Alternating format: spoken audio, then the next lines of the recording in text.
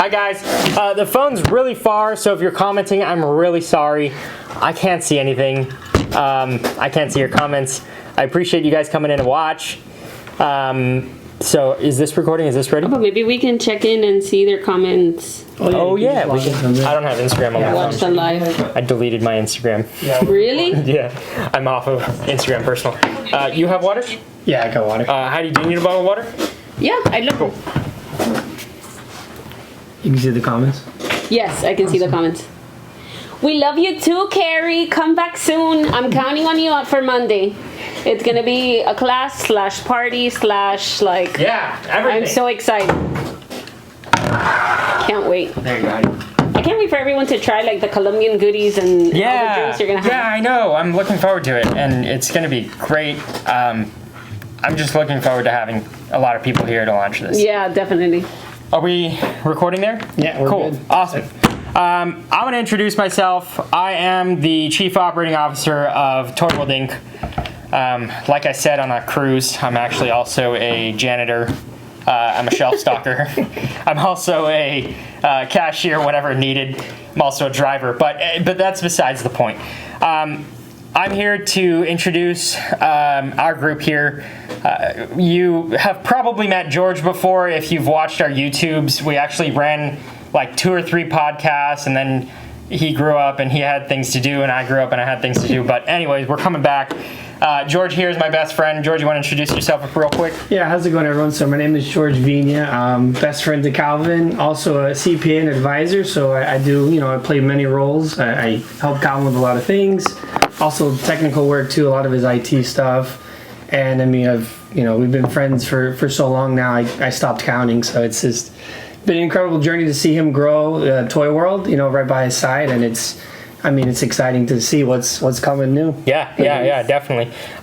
So thank you for introducing yourself. I call my emails the balloon files, kind of like the X files, but the balloon files. I don't know. I'm not creative. I leave the creativity up to Heidi, Carrie, my wife. I'm horrible at creations.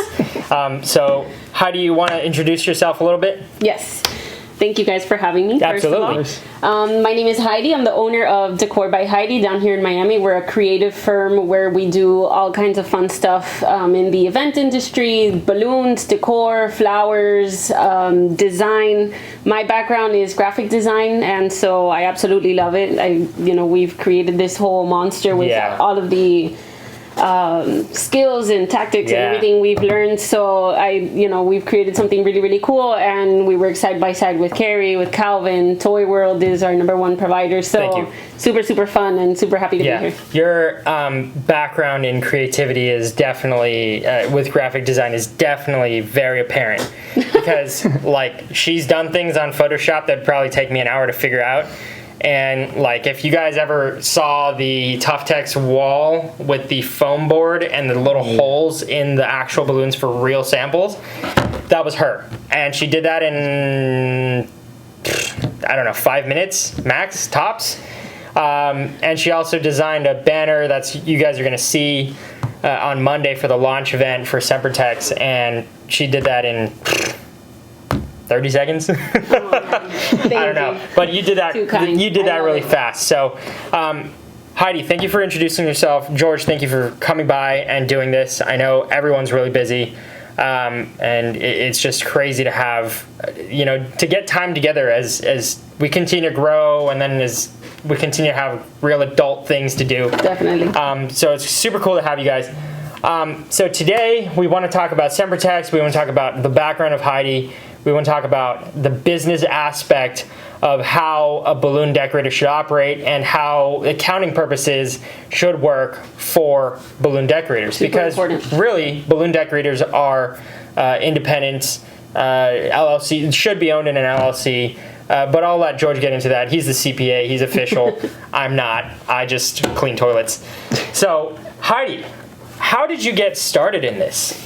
So it started way back when. I don't want to, give my age away. Just kidding. I still feel like I'm a baby to this industry, but it has been about 6 years, and then officially incorporated 5 years ago. So I'm kind of like in the middle ground there. I started off just crafting in my bedroom, still lived with my parents in between jobs, that sort of thing, early 20s.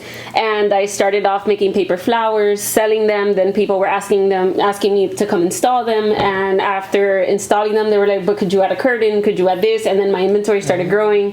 From there, I started getting like little warehouses in these self-storage places. I had one, then I had 2, 3, 4. And so the growth has been exponential, thank God. That's super cool. Yeah. So you're originally from Colombia? Yes. Okay, so you were born and raised there, or you were born and you moved over I to was the born States? and raised here, but I'm very, very patriotic. By the way, tomorrow is Colombian Independence Day. Oh, so wow, look at we're this. in the theme. Yeah. This is awesome. Yeah, super Super excited. cool. I love Colombia. My parents sent me back every summer to spend time with my grandparents, my cousins. I'm deeply, deeply rooted in the country, so I love it. I absolutely love it. Awesome. Yeah. So, what's your favorite food from Colombia?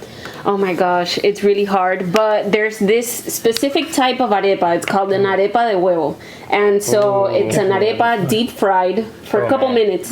Then they take it out, cut it open, put an egg in it, and then throw it back in the deep fryer. Oh, wow. It's delicious. It's And delicious. is the egg fully cooked through, or is it still kind of runny? It's sunny side up, Oh, wow. but yeah, it's fully cooked through. If you wanted it a little softer, but it gets kind of messy, Okay. so I definitely recommend like the full. That's cool. Awesome. It's so good. So it's just being good. cooked in the oil, like from the fry. Exactly. From within the arepa, Yeah. so it's Awesome. delicious. awesome. That's Delicious. super cool. I Wow. can't say I've had it, but I think I've heard of it before. I know. Me neither. You guys have to try it. Yeah, Maybe I can find one for Monday. Yeah. Oh, I'm gonna bring nice. some by one day. Cool. Awesome. We want to dive into the business aspect of it. When you incorporated, what did you incorporate as? Did you know what you were doing? Did you need a CPA, or how did you get all that done? So I've been super blessed to have my amazing mom. She's a bookkeeper, not a CPA, but she has over 16 years of experience in the bookkeeping world, and so she guided me through everything. She did suggest an LLC first, and then for some reason we decided to incorporate as a C corporation. I don't remember why now, but there was some kind of reason. I think it was like the resale tax ID, something to do with that. Not sure. He can attest You to can that. clarify. Yeah, probably. Yeah, so- into it. If you are following us along right now, there's multiple ways to create a corporation or a business of some sort. There's LLCs, there's C Corps, there's S Corps, there's individual proprietorships. Yeah, I can go into that. Yeah, you So can. many. I'm gonna let George jump into that while Heidi and I kind of learn about the whole accounting world. Yeah, so I guess I'll just disclose that this is not financial advice because I'm supposed to say that. But, you know, what's public information we can clearly talk about. Great. So typically, anybody that wants to have their own business, by default on your personal tax return, your 1040, if you don't have anything officially incorporated with the state, so in our case, state of Florida, they consider that a Schedule C type of business. So basically, all your income and deductions, let's call it from your side hustle, is reported on your 1040, and that income kind of mashes in with your other income if you're getting, you know, a salary from an employer, or 1099 if you're a contractor or anything like that. So that all kind of just gets lumped in on a Schedule C on your 1040. That's what we Under call your it. social security number. Under your social security number, exactly. Gotcha. So why do we want to incorporate or form LLCs? Most of the time it's really for like asset and liability protection. So Right. typically, you know, for a single person, or we call them single member LLCs, you know, you'll form what we call an LLC in the state of Florida with one owner, so that's why we call it a single member LLC. And you wanna define what LLC stands for? Yeah, so an LLC is a limited liability company, so it's hence in the name. It gives the limited liability of you off to the company. So let's say, and you know, a lawsuit per se, if something happens while the company's doing something, it's more like the company is liable rather than you personally being liable. So that's kind of the protection. You also have some asset protection in there. It kind of protects, like, you know, your personal asset, like a home, vehicles, whatever. You kind of can separate those two things. Right. So that's why a lot of people by default have some sort of entity involved when you have any kind of business. Even a side hustle that's, let's say you're just starting off and you only made, I don't know, $5,000 in the first year.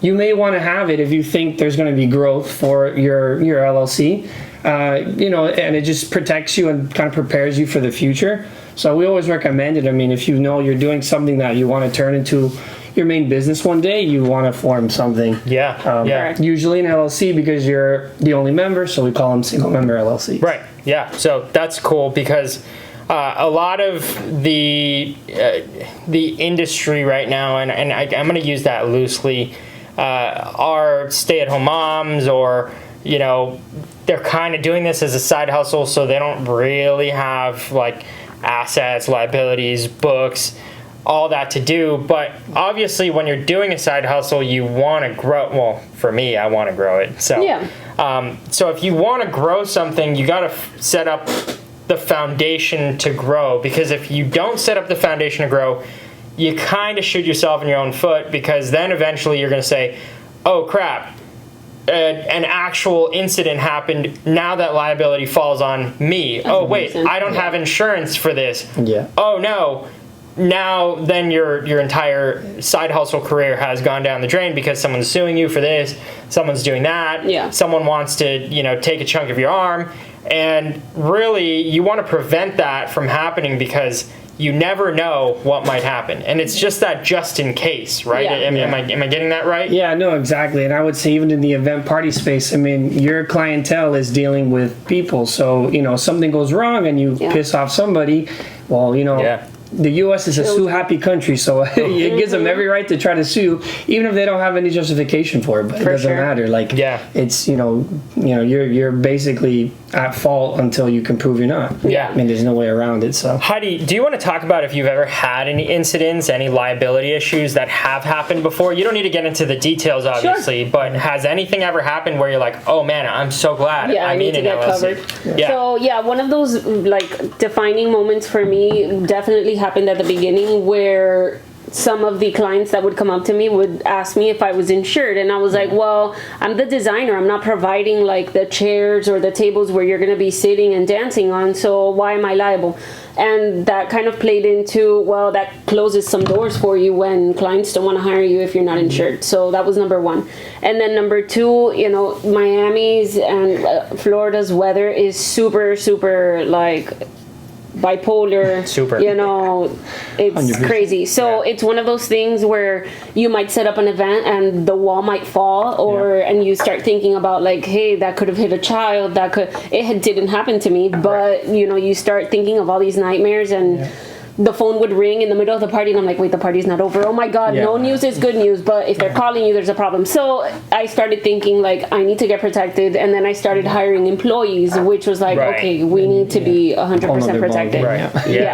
Which then now you're talking about insurance for the employees, then you're talking about insurance for the vehicles that you're driving because you need to transport stuff.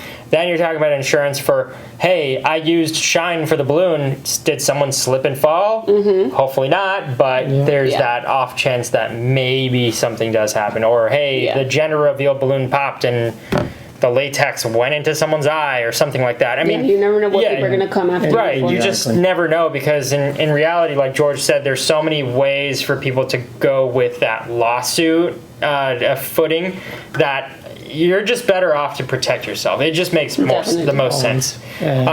So Heidi, I'm going to ask you more about your Colombian background in the aspect of why do you like Sempertex? So the company's been around for forever. When I would go back to Colombia, and my family also has a party store in Colombia. It's called Decoraciones Aquí Todo, and they're big fans of the brand as well.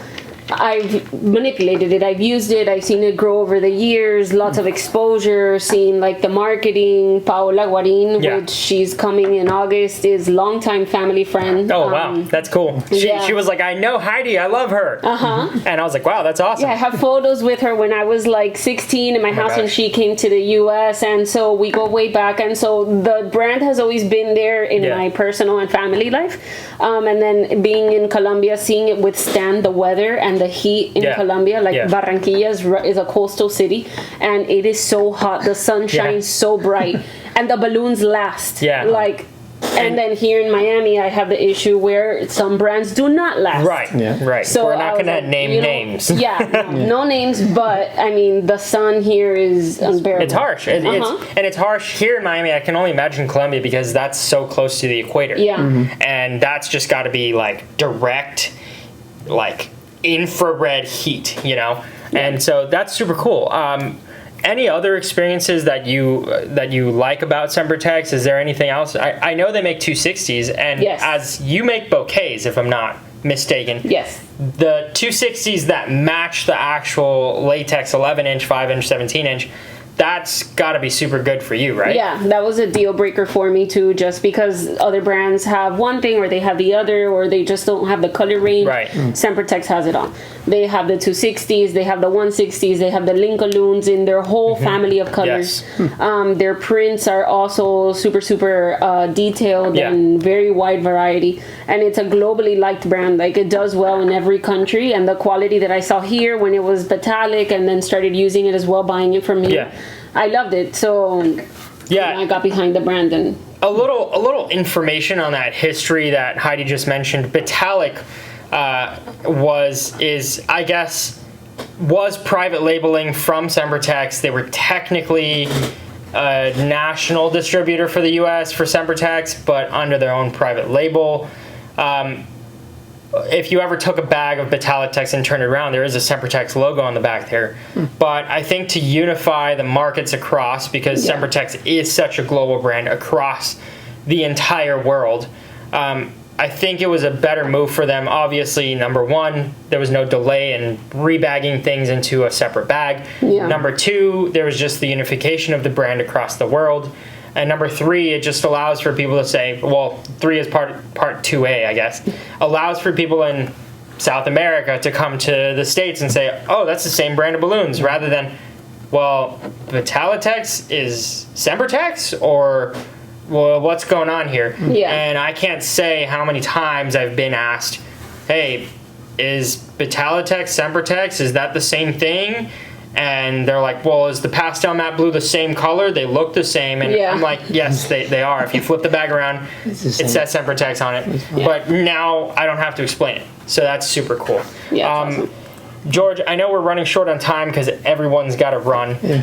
Anything you want to ask Heidi in the aspect of decor, business side, or anything that you want to poke at? Yeah, I mean, what struggles have you noticed, like, in terms of running the business? I mean, you had your mom, it's a bookkeeper. My mom too she's been a bookkeeper all her life. So that's kind of where my accounting background. I mean, my dad's a CPA, so that's why, accounting was kind of in my DNA. So have you seen any struggles you've experienced when you started your company, and in terms of that side of it, not so much what but like organizing the business, getting your books in order, filing taxes? Any struggles on that aspect that you noticed? mean, I'm glad she kind of took me by the hand and really led me everywhere I was going. My biggest struggle, I would say, would be taxation. Oh my God, Florida state sales tax is so complicated, especially for us balloon decorators. Like, we buy a balloon bag for $10, we blow it up, and the value of that garland is now $200. What do you tax? Do you tax the 10, the 200? And it was just so difficult. It's really hard. And some clients are like, but why are you taxing me for this? This is a service. Are you taxing me like a product? And so it's such a gray area. It is. The state of Florida is very gray because they have some guidance when you have service build together with products, and there's very specific scenarios where you're taxing the entire base. There's scenarios where you just tax the product that's being sold and not the service, because usually services are not taxable in the general, kind of consensus. In theory, me providing a service as an accountant or an IT guy, you don't charge tax on that because service isn't taxable. But if there's parts involved, and you're buying, let's say you're buying balloon supplies at wholesale, well, you didn't collect tax, or you didn't pay tax at the purchase. So when you sell it to the end customer, you have to collect some sort of tax. And if you're marking up the price, well, it's always whatever you're charging the customer. It's not your cost. Like, if it costed me $2 to buy a balloon from you, but I sold it to my customer for $10, I have to tax them on $10. I'm not taxing them on my cost. Okay. You got to charge them on the full, whatever your resale value is. Right. That's why you get a resale certificate, which is exactly you have to. Right. Oh my gosh. Because that gets her from you not charging tax and somebody like her. I totally collecting tax, I should say. Right. I totally didn't think about that, because for us here at the store, all I do is, you're either paying sales tax or you're not, and we're reporting the sales tax or we're not, because whoever's purchasing it is going to report the sales tax. But in theory, now that changes because, you know, in my mind, it's, resellers. Okay, well, they're going to sell it for this amount. They'll just tax it out whatever they're reselling it at, right? Yeah. But, okay, that's a 35% markup. But when you get into balloon garlands and stuff, now you're talking about the artist's time, their gas, their energy and electricity, you know, all those things that you don't really account for in, I guess, a retail store. You don't, I mean, I don't think about that. That's not the first thing. I'm like, oh, well, my hourly rate is $90 an hour or something like that. Yeah. I wish my hourly rate was $90. But, yeah, no, that's crazy. Sure. That's a good question to ask because I'm sure a lot of people don't know about that. I'm sure sales so many tax people. is always the biggest struggle. I mean, I just did 5 sales tax returns yesterday because, you know, some clients, and it depends, when you file for the state, another reason why you want to probably have an entity, I mean, I don't know if you can get sales and use tax when you don't have an LLC. Right. We always do it when there's a company involved. So another reason why you might need a company or an LLC of some sort is to have a resale certificate, which a lot of companies, let's say like Toy World, to not collect sales tax from you. You need that resale certificate to show that you're exempt from him collecting taxes, and then you're going to tax your end customer when you go and sell your balloons or whatever the setup is. So, it's another reason why most of the time you're going to need some sort of entity to be operating a business, especially if you want to open bank accounts. And some vendors may just require that you're a company and not a person. And we talked about with liability. I mean, it gets hairy, so it's, most of the time, if you really think your side hustle is going to be something big, you may want to speak to, a tax advisor and get some structure in there and plan for the future, Correct. That's true. And I think it's going to change the game a little bit now with this whole reporting over the 600 Zelle transactions. Like the LLCs are just going to boom take off because everyone that Zells, now the banks are going to be giving you a 1099 is when you have those transactions. What, they're going to give every one of their customers a 1099 because I Zelled Calvin $500 because we went to dinner and spent $500. Like, it doesn't make sense, whatever. That's I mean, exactly. I mean, it's an easy example, but it's like that's what it's going to come down to. It's like, that's going to be really interesting. I mean, they're still looking at it because a lot of people do use Zelle for reimbursing, and then a lot of people do use Zelle for business transaction. Like, we use Zelle for a lot of business collections around the company. And, right now they don't charge fees, so that's why it's very popular, especially with a lot of South American clients. It's very easy to collect through Zelle because there's no fee and it's nearly instant. So I'm sure that sweet time with Zelle is gonna find a way to kind of screw us all up soon enough, but hopefully we can enjoy it a bit longer. But I already see that happening in the next those year fees, or two. They're gonna crack down. I mean, they charge like $25 for same day ACHs. So, but Zelle doesn't. Which is, I don't know how I think it's just the banks, losing out on money, so they're crying about it. Yeah, that's true. And then the IRS losing out on taxable money, which they consider taxable, and then it's like, it is and it isn't, but that's why someone's going to step in and kind of ruin the fun for us all. I already see it. That's going to happen too. Heidi, I think I have one last question for you, and it's kind of subjective in this. Where do you see the market going with balloon decorations? That's interesting. That's an interesting question. We're in a recession right now, and right now in the summertime, obviously it's slower because there's so many people traveling, there's so many people going places, there's so many people that are just not here at home to celebrate the parties like they did over the last 2 years in COVID, which we obviously all in the party industry saw explosive growth. But people are returning back to normalcy. What do you see is going to happen? What do you think is going to happen in the next year, 2 years? I mean, from the standpoint of an artist who's, going through the summer and everything else and seeing the changes in the market, it's been scary. I've seen a lot of other business owners like myself scaling down, tearing down their business and using their space to create it into like an event venue. Other people have completely closed. Other people are selling the business. I've gotten 2 messages in the last 2 weeks like, hey, I'm selling my business. If anyone is interested, we've worked with these brands. Like, I was like, wow. So we're definitely feeling the recession. As far as balloons in the industry itself, I don't think they're going anywhere. Okay.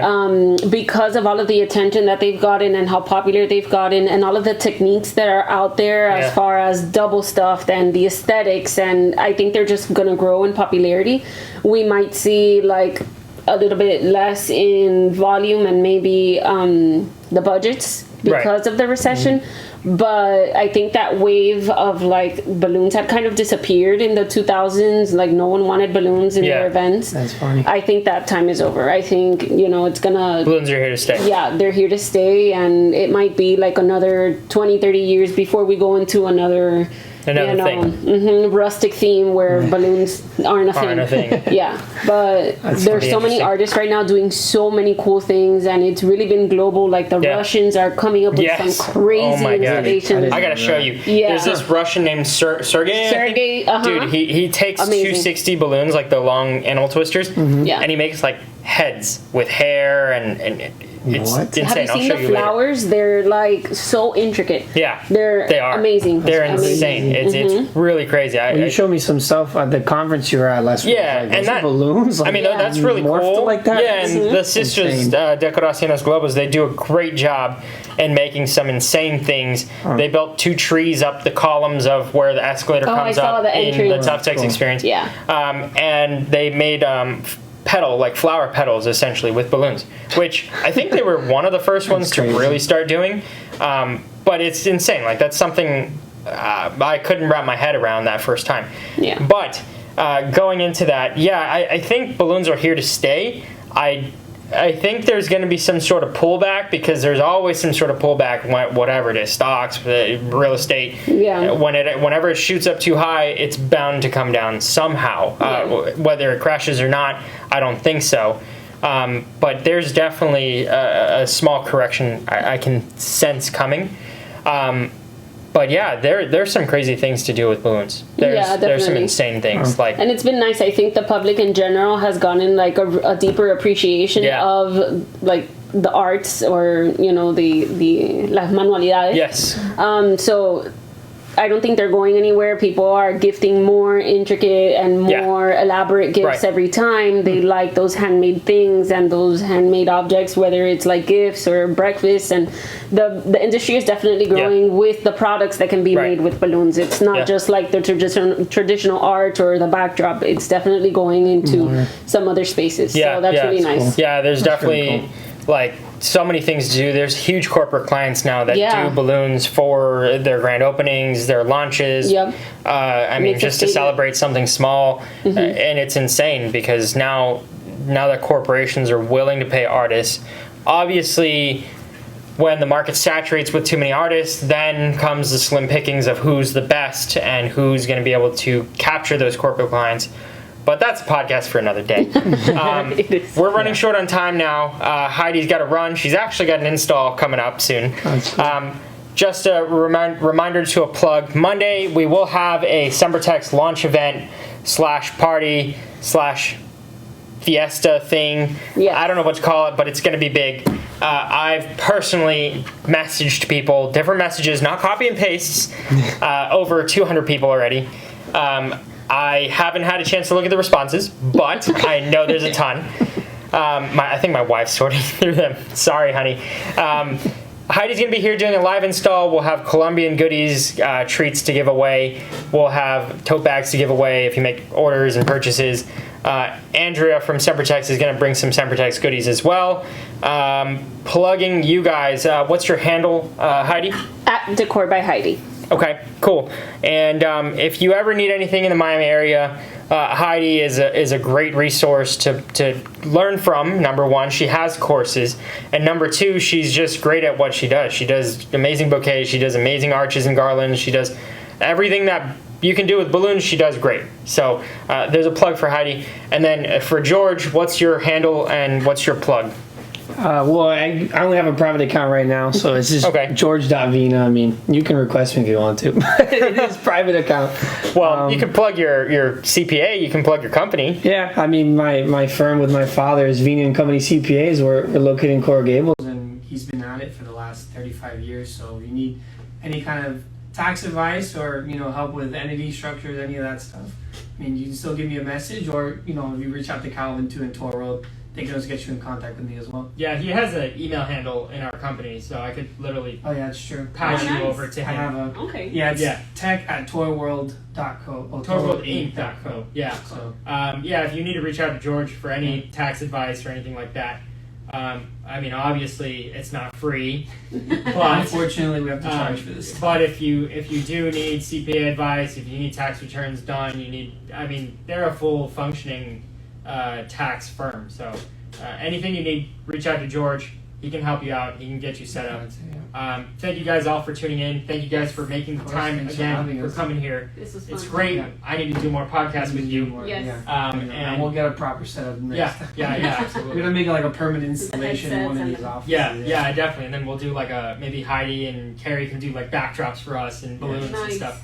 That'd be really We cool. have to do a podcast with Carrie. Yeah, for Serious. sure. I definitely. And next time we'll do it with more time. This time I just needed to get us all together to launch this whole Sempertex thing. So Beautiful. Sounds yeah. good. Thank you So guys excited. again. Thank you. And I hope you guys all enjoyed. And follow us at Tour World Inc. Subscribe. Hit the notifications button. Follow us on Instagram. Follow us on TikTok, which is Tour World Miami. Follow us on YouTube, Tour World Inc. And see you Monday. You guys Yeah. have to be here 9 a.m. And see you on On Monday, Monday. 9 a.m. at the store right here. I'll park your car myself. No, I'm kidding. I don't want that's that. liability. I don't We want do that liability. But we do have plenty of parking, so if you guys do come by, you guys can come and enjoy. We will be having goodies. We'll be having breakfast goodies, so make sure you stop by. And thank you all for tuning in. And once again, we are the Balloon Files. And anytime you need I was gonna say anything, that's actually a good name for Yeah. a podcast. It is. it's the I Balloon was thinking about it and I was like, the balloon files. The Balloon Files. No one's ever Like, come up with it, so that's fun. super cool. And I also, our new slogan, because I'm working with a marketing agency, is "We're here for the party." I love it. We're here for the party. Let's go. Nice. We are here for the party. How do we stop this? Yeah, I'll hit it. I cut the end.